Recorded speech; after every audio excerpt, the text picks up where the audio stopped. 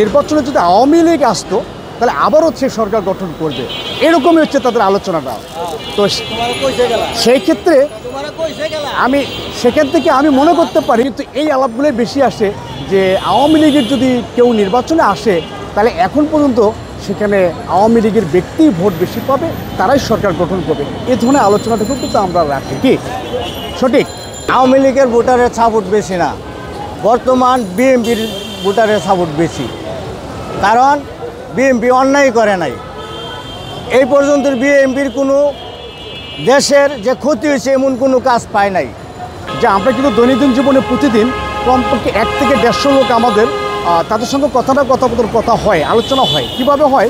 তারা যাত্রী, আমরা চালক, তো তারা যখন এই কথাগুলো উঠে বা কথাগুলো বলে আমরা যেটা বুঝতে পারি এখানে কিন্তু ছোট্ট একটা বিষয় লুকে আছে।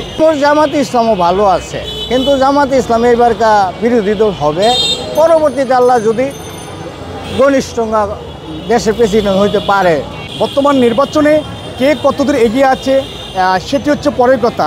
আমরা ম্যাক্সিমাম 70% লোকের মাঝে যেটা শুনি তাদের একটাই চাওয়া যে আসলে আমরা যাদেরকে ফেসিক্স বলছি, যাকে আমরা এই দোসর বলছি, বা যাকে আমরা এই সাবেক প্রধানমন্ত্রী বলছি, এখন আমরা যেটা বর্তমান যেটা বুঝতে পারি তাদের আলোচনা কিন্তু বিএনপি জামাতের মধ্যে থাকলেও কিন্তু এই আলাপগুলোই বেশি আসে যে আওয়ামী লীগের যদি কেউ নির্বাচনে আসে তাহলে এখন পর্যন্ত সেখানে আওয়ামী লীগের ব্যক্তি ভোট বেশি পাবে, তারাই সরকার গঠন করবে, এই ধরনের আলোচনাটুকু কিন্তু আমরা রাখি। কি সঠিক? উনির কথা আমি একমত না।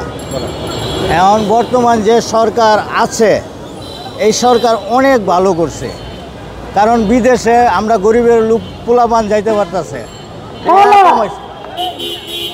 বুঝছেন। এরপর দ্রব্যমূল্য স্থিতিশীল আছে, আমরা মোটামুটি ডাল ভাত দুলে খাইতে পারতেছি। তো এখানে আমার আরও পাশের যারা ড্রাইভার ভাই আছে এটা তাদেরও কথা, এ কথাগুলোই তো হয়। আমাদের কোনো পক্ষ না, আমরা কোনো নির্বাচনে রাজনৈতিক না তো, কিন্তু আমরা সাধারণভাবে যেটা আমরা জানি বুঝি তাদের মুখের আলোচনা। হ্যাঁ, জামাত, বিএনপি, এনসিপি, আরও অনেক বড় বড় দল আছেন, জাসদ আছেন, বাসদ আছেন, কমিউনিস্ট আছেন, কিন্তু আসলে ম্যাক্সিমাম জনগণ যেটা বলতেছে তাদের একটাই কথা যে নির্বাচনে যদি আওয়ামী লীগ আসতো তাহলে আবারও সে সরকার গঠন করবে, এরকমই হচ্ছে তাদের আলোচনাটা।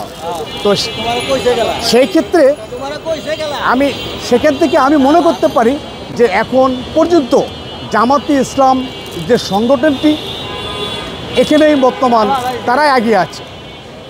আসলে যেটা আমরা ধারণা করতে পারি যে আসলে বিএনপি সরকার গঠন করবে, তো এরকম কোনো কিছু আমরা এখন পর্যন্ত দেখতে পারি না। আওয়ামী লীগ বিগত আওয়ামী লীগের আমলে আমরা যে টাকা দেনা হয়েছি এই টাকার দেনার জের এখনও কাটতে পারি নাই। কারণ রাজনৈতিক জিনিসের দাম বাড়ছে, পেঁয়াজের দাম বাড়ছে, চিনির দাম বাড়ছে, চাউলের দাম বাড়ছে, সব আমরা আমরা বর্তমান খুব দেনা এবং খুব কষ্টে আছি। এখন বর্তমান এই দেশে যতগুলো অটো আছে সব আওয়ামী লীগের সন্ত্রাস। বিভিন্ন দেশের এই দেশে আইছে অটো লয়া ওই দেশে মামলা গাইছে, চাঁদাবাজি করছে, এই জন্য ঢাকা আইছে। ঢাকা আয়া ওরা মনে করেন একটা সংগঠন করতে চাইতেছে, কিন্তু পারতেছে না জনগণের জন্যে। ওরা একটা দাঁড় করবো, দাঁড়ের মতো শক্তি পাইতেছে না। মানুষের যে জোয়ার আছে, যে আশা আকাঙ্ক্ষা আছে, বর্তমান তারেক জিয়ার প্রতি মানুষের আকর্ষণ আছে যে সামনে সুন্দর দেশ চালাইব, এরকম অঙ্গীকার দিছে, জনগণের বিশ্বাস করে আছে। এখন বর্তমান আমরা অপেক্ষা আছি, সুষ্ঠু নির্বাচন হইব, দেশে নতুন সরকার আইলে পরে আমরা বুঝতে পারলাম ভালো মন্দ। এখন আমাদের দেশে সরকার নাই। বড় কথা আমরা যে অনেক বছর ধরে ভোট দিতে পারি না, ভোটটা দিব এটাই সবচেয়ে আমার আশা। এই যে বিগত কত বছর নির্বাচন গেল আমরা তো কেন্দ্রে যাইতে পারি নাই, জিজ্ঞাসে যে আপনারা যে ভোট কে দিবা, যে ভোটটা আমার খুশি, যার ইচ্ছা তারে দেন। তখনই করছে কি মনে করেন আর কেন্দ্র যাইতে দেয় নাই, আর যদি একটু জোর করলে বান্ধা ফালায় তো দিছে রোদ্রের মধ্যে উঠ করিয়া। যেই নির্বাচন দেখতে চাই না, আমরা নির্বাচন দেখতে চাই যে আমরা সুষ্ঠুভাবে যাইয়া মনের আনন্দতে ভোট দেব, এটাই চাই।